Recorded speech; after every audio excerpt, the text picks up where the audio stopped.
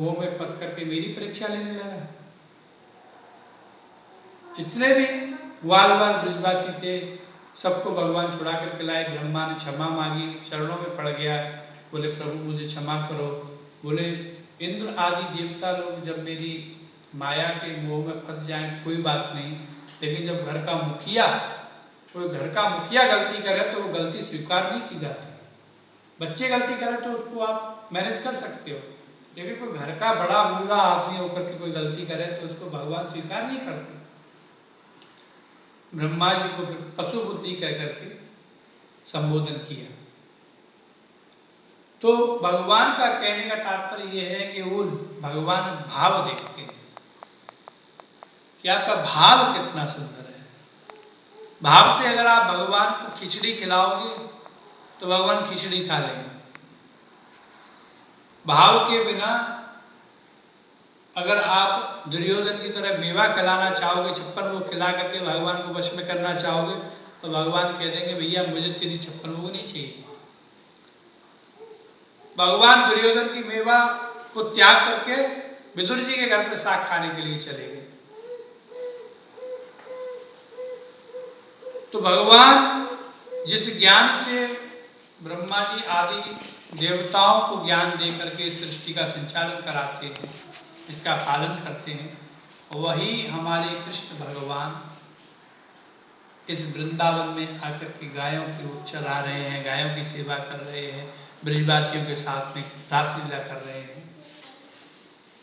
तो भगवान भी उस आनंद को चाहते हैं जो आनंद हम लोग ढूंढ रहे हैं, सत्यचित आनंद। कल चर्चा की थी ना, सत्यचित आनंद। जहाँ सत्य है, जहाँ ज्ञान है, वहाँ आनंद भी आना स्वाभाविक है। आनंद को प्राप्त करना है तो समर्पण रखना पड़ता है। धर्म प्रोजित कई तबोत परमो निर्मत्राणाम सताम वेद्य वास्तवस्तु सुविदम तापत्रयोन्मूलनम श्रीमद्भागवते महामुनि कृते किं वा परैरीश्वरः सद्यो हृद्यवरुध्यते कृत्वे शुश्रूषवी तक्षणा निगम कल्पतरोर्गलितं फलं सुखमुखादमृतद्रव संयुतं पिबत भागवतं रसमालयं मुहुरहो रसिका भुवि भावुकः। अरे भावुको, अरे रसिको, इस रस को पियो। बोले कैसे पियो? कि भावुकता से पियो, भावुक बनकर के पियो। बोले ये रस है क्या? कि निगम कल्पतरोर्गलितं फलम। ये निगम आगम किसको बोलते हैं? कि ये वेद जो है, ये वेद में हमने माना कि एक वृक्ष लगा हुआ है, ये वृक्ष वेद है, और उन वेद की जो शाखाएं हैं वह पुराण है, और उन शाखाओं में जो रस लटक रहा है, जो फल लगा है, वो भागवत का फल है।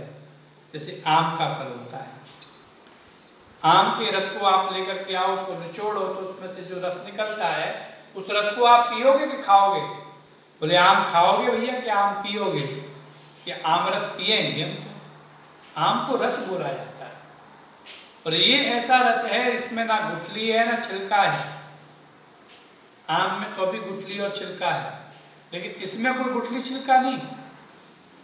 ये भागवत रूपी आम जो है, इसको जो पिया जाता है वो कान को दोना बना करके पिया जाता है। कान जो है, ये कान दोने के रूप में इस कानों से पिया जाता है। निगम कल्पतरोर्गलितं फलं सुखमुखादमृतद्रव संयुतं पिबत भागवतं रसमालयं। ये रस का आलय है। बोले औषधालय में जाओगे तो औषधि मिलेगी, विद्यालय में जाओगे तो विद्या मिलेगी, लेकिन भागवत के रसालय में आओगे तो आपको रस का आनंद मिलेगा।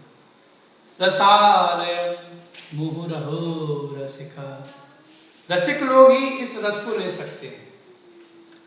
कि रसिक जन जाने रसिक जन की बतियां, और रसिक बिना कोई समझ सके ना। तो ये भागवत तो व्यास जी ने लिख दिया, लेकिन इस भागवत का प्रचार कौन करे?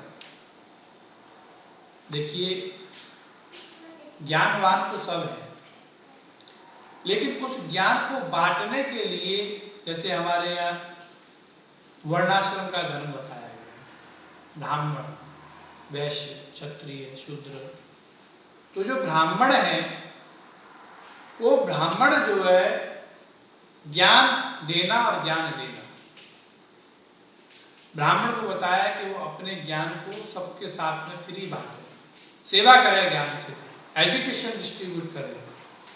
तो जो ज्ञान का संचालन है वह ब्राह्मण को उसको विराजमान किया कि आप पूजा पाठ कराओ, ज्ञान का विस्तार करो, ज्ञान बांटो। और ज्ञान केवल वाणी से नहीं, थोड़ा एक्शन में भी ज्ञान है, कर्म में ज्ञान है, आचरण में ज्ञान है। तो उस ज्ञान को जब ब्राह्मण बांटता है, ब्राह्मण जब ज्ञान देते हैं, तो उस ज्ञान का एक प्रभाव होता है, और वही प्रभाव उनके मंत्रों में दिखता है। जहां प्रभाव नहीं वहां ज्ञान है, तो वो ज्ञान अधूरा है। अगर आप डॉक्टर हैं और आपको प्रैक्टिकल नहीं आता, अगर आप डॉक्टर की पढ़ाई किए हैं और आपसे कहा जाए भाई हार्ट सर्जरी करनी है, तो आपने कभी हार्ट सर्जरी नहीं की, तो आपका तो हाथ कांपेगा काटने में। ये काम तो वही कर सकता है जिसने इसको प्रैक्टिकलाइज किया हो, प्रैक्टिकल उतारा हो आचरण। इसी रूप में इस भागवत का प्रचार करने के लिए ऐसे विशेष रस की आवश्यकता थी जो इस ज्ञान को अपने आचरण में उतारे। व्यास जी ने विस्तार तो कर दिया, 18,000 की सुंदर भागवत रचित करके रख दी, लेकिन इसका प्रचार कौन करे? तो इसके प्रचार के लिए व्यास जी ने ध्यान लगाया कि महादेव जो है शंकर भगवान, ये परम भागवत वैष्णव है। आप देखिए, महादेव जो है वो भोले बाबा है। भगवान के भजन में शिवस्य हृदयम विष्णु, विष्णुस्य हृदयम शिवम। भगवान हमेशा ध्यान लगाते हैं किसका? नारायण का, और नारायण ध्यान लगाते हैं महादेव का।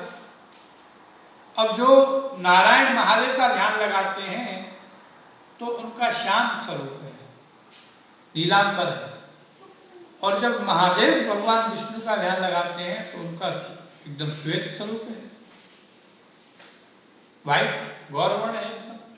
अमरनाथ भगवान के दर्शन करोगे आप तो एकदम सफेद दर्शन है भगवान के।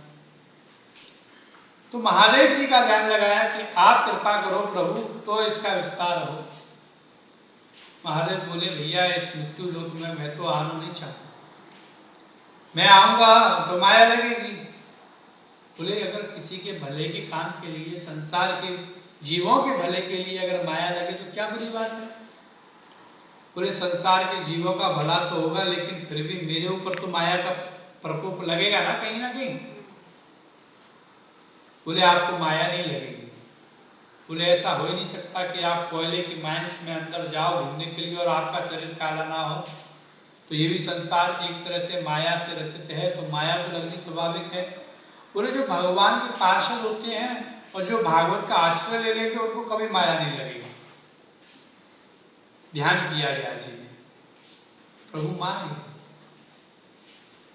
तो व्यास जी की पत्नी के गर्भ में एक सुंदर सा बालक आया। अब वो बालक भगवान की प्रेरणा, महादेव का अवतार। अब वो गर्भ से बाहर आने से पहले उसके मन में विचार है कि जब तक नारायण आकर के मुझको आश्वासन नहीं देंगे कि मेरे आने पर, जिस गर्भ से बाहर आने पे मुझे माया नहीं लगेगी भगवान की, तब तक मैं बाहर नहीं आऊंगा। तो यहाँ एक कथानक और है कि पार्वती जी ने पूछा भगवान शिव से कि ये आपके गले में जो मुंडों की माला पड़ी है वो किसकी है? तो महादेव बोले, देवी ये सब मत पूछो आप।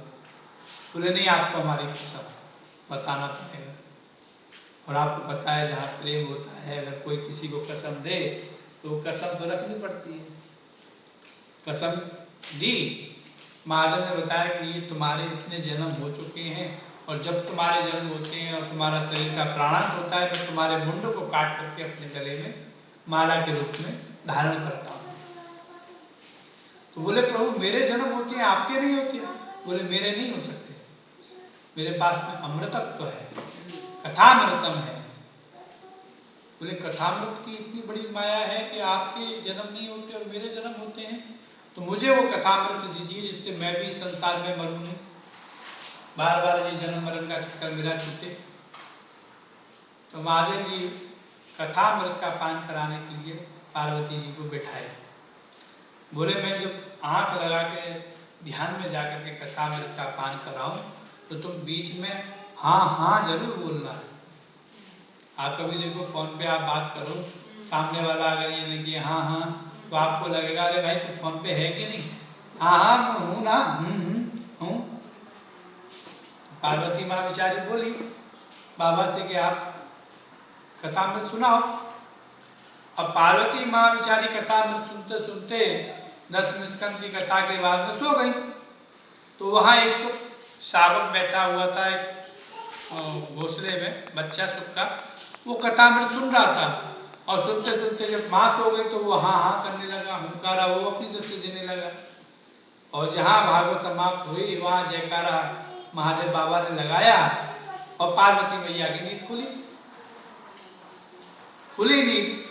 तो बोली महाराज वो आपने बताया था वो 10वें स्कंद में उद्धव चरित्र के बाद क्या हुआ? बोले क्या हुआ? तो ये हाँ कौन कर रहा था भागवत में?